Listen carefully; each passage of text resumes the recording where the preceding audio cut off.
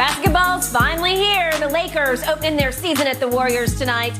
Last season, Russell Westbrook averaged 19 points, 7 assists, 7 boards in 34 minutes. That's the fewest he's played in a season since 2014. The Lakers, of course, missed the play-in. Their record, 33-49 last season. All right, Shannon, give me Russ's numbers for this season and what you think the Lakers' record will be. I think because his minutes are going to be reduced, I don't believe he'll have the numbers that he had last year. I think he'll be down across the board. I'm going to say 14, 15 points a game. I go 14, 6-6, 14, 7-7, because I think he's going to hit the rebounds because he's going to hustle to get those. I've always heard players like, when my mind is free, I'm happy, I can play free, I can be at my best. Russ is not happy. He's not going to be happy with his role. He doesn't want to be here. He knows the Lakers don't want him there. They want him gone. And so I think that's going to impact him. I can see him playing somewhere between 22, 25, 26 minutes a night. Decreases a lot of the numbers that he would normally get. But I still believe the Lakers, and I told you this, I believe the Lakers get to 50 wins. I believe they'll be 50, 32, something maybe 52 and 30. That's enough to get them probably the 5th, 6th seed. The West is loaded. I mean, there are no easy wins, because what we thought was easy last year, Sacramento bit you in the butt. You found a way to lose to OKC twice when you had monumental leads. So for me, Skip, I'm going to say 50-32. I'll go 50-32, and I'll say Russ will average 14, 7-7. 14, 7-7, and play 25 minutes. I'll say 25 minutes. 25 minutes. I think you just gave me a recipe for disaster. If he's going to play 25 minutes, my point about your season is the fewer minutes he plays, the more games you're going to win. What the hell, Skip? I mean, I dropped him almost 10 minutes from what he played last year. 34 down to 25. Which was 25 is still a lot of minutes. Which was the fewest he's played in almost 8, 9 years. I got it. But he was on a new stage, different. He used to just play the whole game. Yeah. Because he wanted triple doubles. And he knew the only way to get those kinds of stats, because he is a stat machine, you just have to keep playing. And he had coaches before who just looked the other way and said, whatever you say, I'll let you play. This coach is not going to let him play the minutes he wants to play. You keep saying again and again, he does not want to be here. Right. Clearly, he doesn't. They don't want him here. I think they are moving to phase him out slowly but surely by adding Patrick Beverley, by adding Schroeder. Kendrick Nunn is back. Austin Reeves is going to get some of those minutes because he can play that kind of role for them. Right. He's actually a better Westbrook. I think Patrick Beverley is a more valuable Westbrook. I think even Schroeder, Dennis the Menace, is a more valuable Westbrook right here, right now, given what Westbrook can't do in the confines of the way you try to play basketball. Well, with the exception of Nunn, all of those guys can do something that he can't. They can play defense. Yep. And they're no worse shooters than what he is. So if I'm not a worse shooter than you, but I can play better defense than you, I add something that you don't add. Okay, so now I'm going to give you the recipe for 50 wins, and that is for him to play 15 minutes a night and score 8 points with five rebounds and 3 assists. Yeah. Okay, 15 minutes coming off the bench, and they will slowly but surely wane over the year. It might end up under 15, because I think we're going to get to points as we get toward March, April, where he doesn't play much at all. I think he will be phased out. Well, what if what is being reported is true, that they're re-engaging teams trying to I'm sure they are. I'm sure it's very true. And who is going to take this? Who's going to take your $47 million? That's my point. Wouldn't you want to think that if I were going to trade for Russ, we bring him in camp, so get him integrated into our offense, get players accustomed to it. Now we're about to start the season. Now we're going to trade for him?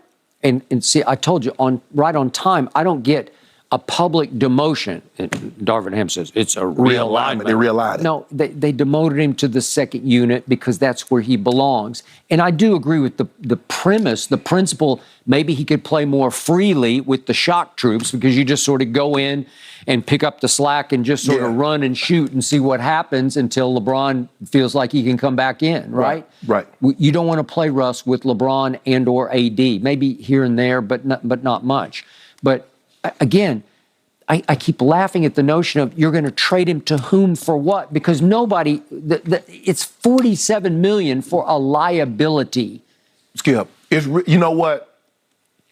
It's really not about the money for someone trading, because I still believe that they want Russ to take the buyout. They want the picks. That's the value, Skip. There is no value in Russ with another team. And Jeannie seems to be standing firm on, I don't want to give up my future for the present that I tried last year. I went with this whole idea, but it's a 2-for-1. It's not just last year, it's 2 years. And I committed to it. So you guys down there, you're going to live with it. You're going to have to figure this out. And I believe the mandate for Darvin Ham was, you fix this. Right. You and I agree, it's unfixable. Patrick Beverley, I've gone back and forth on Twitter with Pat Bev. I love him, but it's unfixable. You can do your damnedest to try to say, that's my boy. No, he's not your boy. He's nobody's boy. No, he's his own man. He's he does his own thing. Solo act. Right. So how do you do it? Well, if Jeannie's not going to let you send him home and stick a $47 million check in his pocket as he walks out the door. Yeah, let me ask you a question. And phase him out. I agree with you. What playoff team or contending team says, you know what? We're a bad shooting point turnover guard away from winning a championship. A guy that shoots a low percentage from the field and the free throw line. A guy that turns the ball over. That's what we need to get us over the hump. We need that guy. And he can be kind of a jerk to deal with. He's difficult, man. Yeah. He's hard on the media. He's hard on his teammates because he's just a solo act. Well, when you're averaging a triple-double, you can be that. Yeah, no, I got it. When you play the way he played last year, you need to be bringing cupcakes. You need to be bringing food. But now that we see some diminished athleticism, is he capable of going to a bad team, let's say Indiana, and averaging a triple-double? I don't know. I don't either. I'm not sure about that now. I'm not sure either. Okay, but it's only going to be a team. But Skip, here's the thing: all these teams, you know what they're doing, Skip? The teams that are bad, they're like, we want the French kid. We want the 7-5. So Russ gonna come in here and be trying to win games, gonna mess up our power, our ping pong ball chances of getting this kid. So now we don't want it. We good. That is a fact. Okay, so your prediction of 50 and 32. 50 and 32. I can't hate on it. I can't argue with it because you still have LeBron playing at a very high level at, well, it's year 20. What is he, 30? 30, he'll be 38 December. 38, okay. He'll be 38. High level, looks great. Yeah. Had flashes of brilliance and greatness. Yeah, you saw that. I saw it. AD had flashes of brilliance. He's right in the middle of his prime, right? He looks strong. He looks stout. He looks recommitted. If you have those two players, you should be able to win 50 games. It's why Fox Bet has you as the 7th overall favorite, okay? So I give you that. We move up to number 2 or 3. We get Buddy Hield. Okay, there's only one problem with this. There's only one player still sitting somewhere down on the bench who can muck it up for you.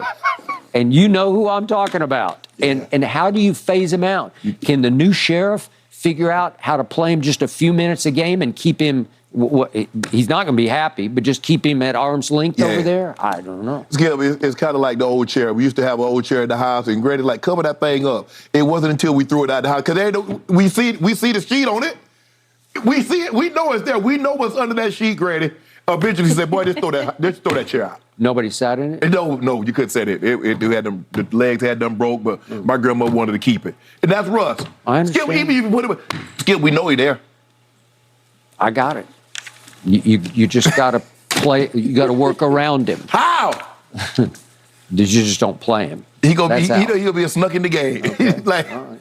And we're already dealing with this new hamstring issue. That is the question Darvin Ham will be wrestling with. And indeed, Skip, to your point, Russ is questionable for tonight versus the Warriors. All right, gentlemen. OBJ, you think there's a chance we could see him teaming up with Josh Allen this season? Imagine that Buffalo team. That's next here on Undisputed.